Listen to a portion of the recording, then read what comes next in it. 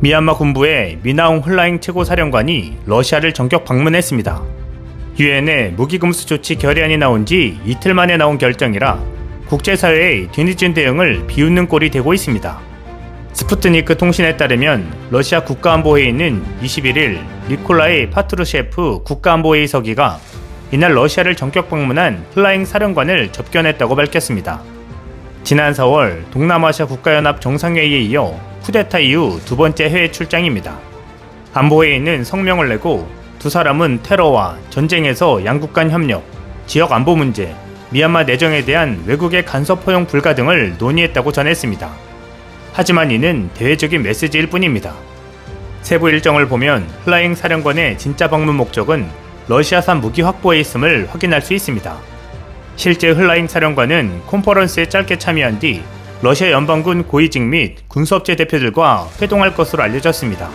이후 군수업체 공장 및 작업장 견학 등의 일정을 연이어 소화할 것으로 전해집니다. 벌써부터 군수업계에서는 홀라잉 사령관이 미얀마에 해군 무기를 채울 가능성을 전망하고 있습니다.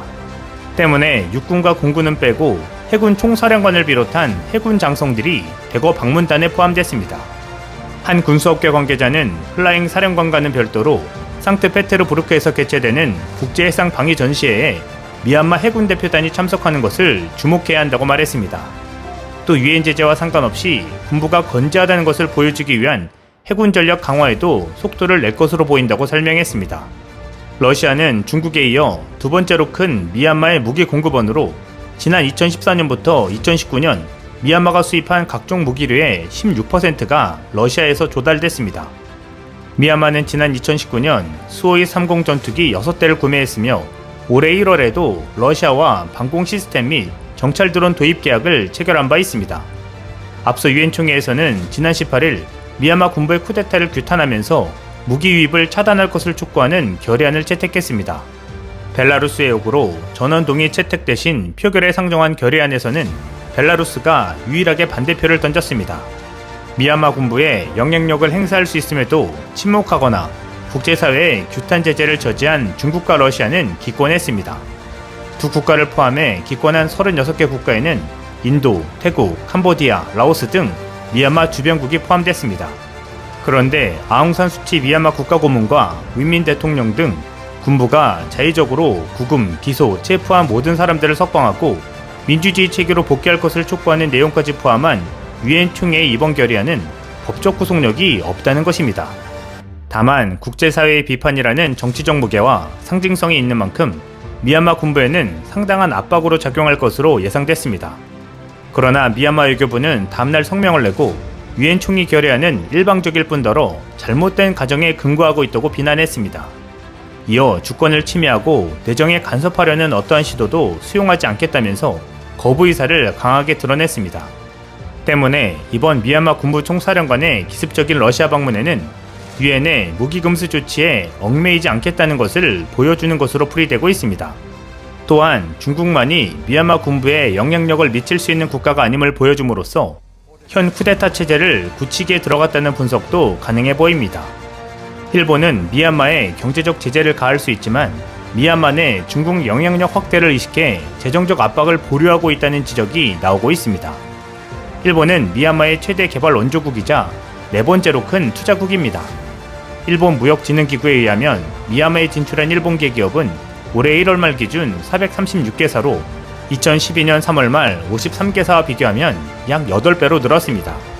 전문가들은 미얀마가 중국과 더 가까워지는 것을 우려해 일본 정부가 군부에 대한 구체적 제재를 회피하고 있다는 관측을 내놓았습니다. 때문에 일본은 미국, 영국, 유럽연합과 달리 군부 지도자들에 대한 자산 동결이나 입국 금지 등 제재를 가하지 않고 있습니다.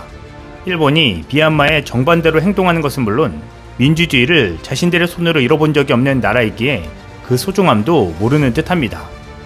블룸버그는 일본의 이런 행보에 대해 조 바이든 미국 대통령이 최근 G7 정상회의와 유럽의 다른 방문지들에서 밝힌 핵심 주제인 민주주의를 수호하기 위해 아시아에 있는 동맹국들을 설득하는 데 있어 직면한 어려움을 보여준다고 꼬집었습니다.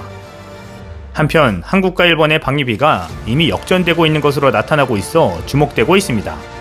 구매력 평가 기준으로는 이미 역전된 상황이고 실제 액수로도 2년 후면 뒤집어지는 것으로 나타난 것입니다.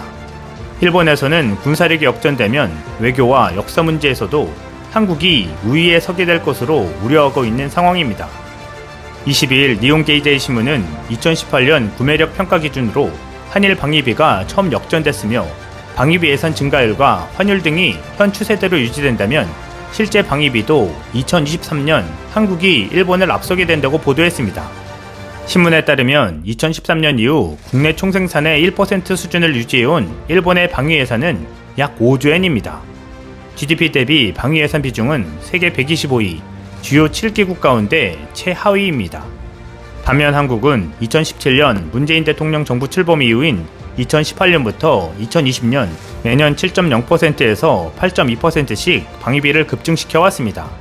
그 결과 미국 집계에 따르면 한국의 GDP 대비 국방비는 2.7%로 미국을 제외한 G7 국가를 모두 앞서게 됐다고 매체는 설명했습니다.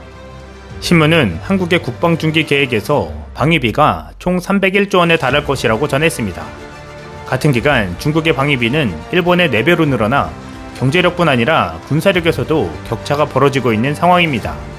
일본 정부와 자민당 관계자에 따르면 아베 신조 전 총리 내각 시절부터 총리 관저에서는 한국에도 뒤진단 말인가라며 국방비 증액을 논의한 바 있습니다.